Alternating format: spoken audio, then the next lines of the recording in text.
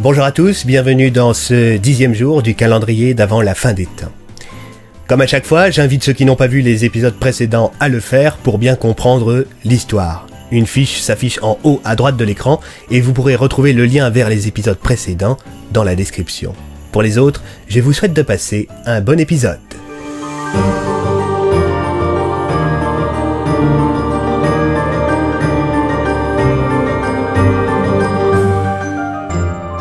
10 décembre. Ce matin, le climat de peur qui s'était instauré dans la petite ville de Marmottin avait atteint son paroxysme. En effet, le dernier numéro de la Gazette de Marmottin titrait « La police peut-elle encore nous protéger ?» 2 pages du quotidien étaient consacrées à la mort tragique des 2 agents de police survenus la veille. Visiblement, plusieurs informations sur l'affaire avaient fuité dans la presse. Sans doute certaines langues s'étaient-elles déliées au sein du commissariat après la réunion de la veille. L'article, signé Élisa Meunier, était en passe d'être récupéré par les médias nationaux, donnant une nouvelle fois un coup de projecteur macabre sur la police de la petite ville, qui, décidément, n'arrivait pas à venir à bout de ce décapiteur fou, dont tout le monde parlait à Marmottin. Le commissaire Tassier était très embêté. Il s'en voulait d'avoir révélé l'intégralité des éléments de l'enquête à ses hommes. Il pensait que jouer la carte de la transparence consoliderait les liens entre ces derniers, pas que certains allaient en profiter pour aller tout raconter à la presse. Et en parlant de la presse, Francis Darmin, le frère du défunt Richard Darmin, avait fait une petite annonce dans la Gazette. La société Darmin et Fils, prenant très à cœur la sécurité des Marmottanais, s'engage à verser la somme de 5 000 € à toute personne ayant des informations sur le décapiteur fou. L'information, qui avait fait pas mal de bruit, n'avait pas échappé à l'inspecteur Blum, qui était allé rendre une petite visite de courtoisie à Darmin, qui logeait toujours à l'hôtel Marie-Jeanne. Darmin était assis sur le canapé dans le hall, en compagnie de Dimitri, son garde du corps. L'inspecteur commença les hostilités. « Dites-moi, monsieur Darmin. »« Allons, inspecteur, depuis le temps que vous me collez au basque, nous sommes devenus des intimes. Appelez-moi Francis. »« Parfait, Francis, puisque nous sommes des intimes. Expliquez-moi ceci, » demanda l'inspecteur en sortant l'annonce de sa poche. « Visiblement, c'est une annonce, inspecteur. » Francis se pencha en avant pour mieux regarder. « Mais oui, c'est bien une annonce, incroyable, n'est-il pas? Parfois les gens passent des annonces dans la presse. C'est curieux ça, n'est-ce pas, Dimitri? »« Da, très drôle, monsieur, très drôle. »« Je vous préviens, si vous avez en tête de concurrencer la police dans cette enquête, je vous ferai arrêter pour obstruction. »« J'en prends note, inspecteur, » déclara Francis Darmin en regardant sa montre. Ne m'en voulez pas si j'interromps notre charmante discussion, mais j'ai rendez-vous avec Élisa Meunier dans moins d'1 quart d'heure. Pourquoi faire? Ça ne vous regarde pas. Bonne journée, inspecteur. Sur ces mots, l'inspecteur quitta l'hôtel. Sur le parking, il croisa mademoiselle Meunier, qui venait d'arriver sur place. « Tiens, mademoiselle Meunier, comment allez-vous ?»« Mieux que vous, inspecteur.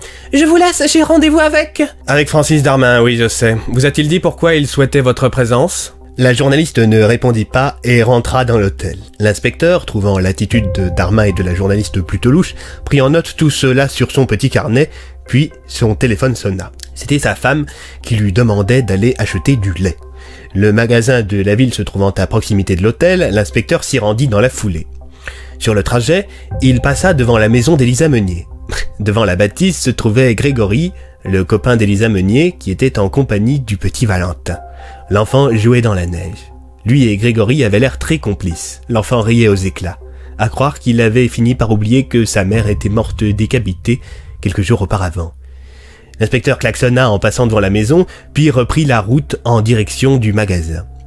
Il déambula dans les rayons à la recherche d'une brique de lait, quand, au détour d'une allée, il remarqua un homme qui faisait ses courses. C'était Andrew Bennett. Il ne semblait pas avoir remarqué l'inspecteur. Alors ce dernier dégaina discrètement son arme et se rapprocha lentement de l'homme à l'étrange porte.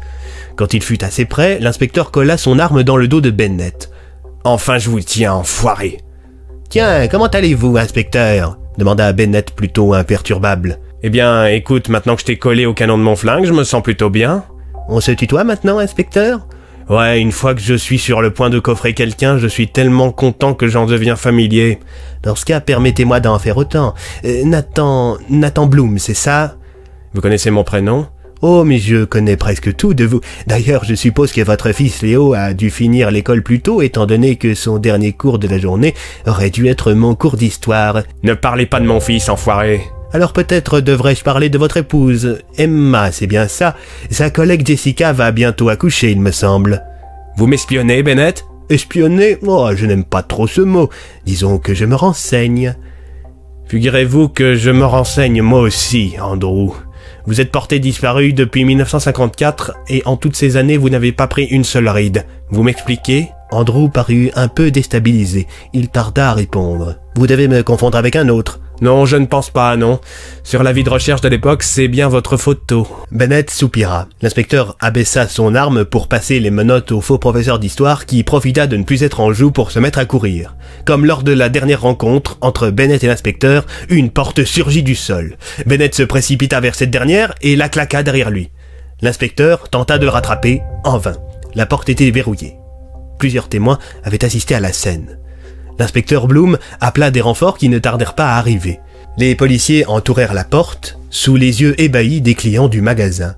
L'officier Schwartz tenta à plusieurs reprises d'enfoncer la porte, mais rien n'y fit. 2 autres hommes revinrent avec des outils pour tenter de dévisser la poignée.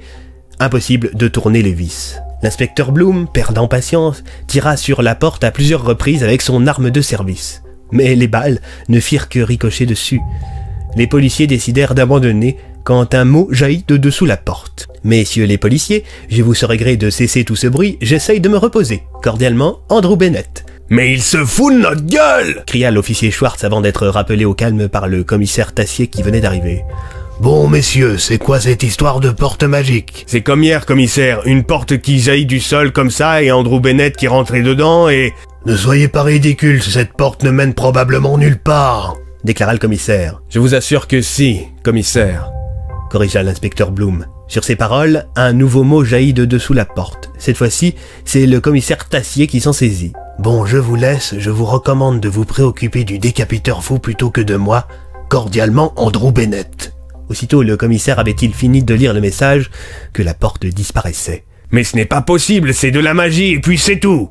déclara l'officier Schwartz. « Allons, il y a sans doute une explication rationnelle à tout ceci, » reprit le commissaire. « Bon, messieurs, nous retournons au poste. » Un cortège de voitures de police quitta le parking du magasin, devancé par la voiture de l'inspecteur. Lorsqu'il repassa devant la maison d'Élisa Meunier, il remarqua que le petit Valentin était tout seul dehors. Il était visiblement en train de pleurer. L'inspecteur mit ses warnings et s'arrêta devant la maison. « Bah alors, Valentin, tu es tout seul ?»« Oui !» répondit l'enfant sanglotant. L'inspecteur remarqua une traînée de sang dans la neige. Il la suivit, accompagné du petit garçon qui ne le lâchait plus. La trace de sang les conduisit jusque derrière la maison. C'est là qu'ils découvrirent le corps de Grégory, décapité. L'inspecteur retourna à l'avant de la maison et fit de grands signes aux voitures de ses collègues afin de les faire appliquer. Les véhicules de police firent demi-tour en direction de l'homme. La vitre de la voiture du commissaire se baissa. « Eh bien, Bloom, quelle mouche vous a piqué ?»« La victime du jour, commissaire. » La police s'empara des lieux. L'inspecteur Bloom prit l'initiative de s'occuper du petit Valentin.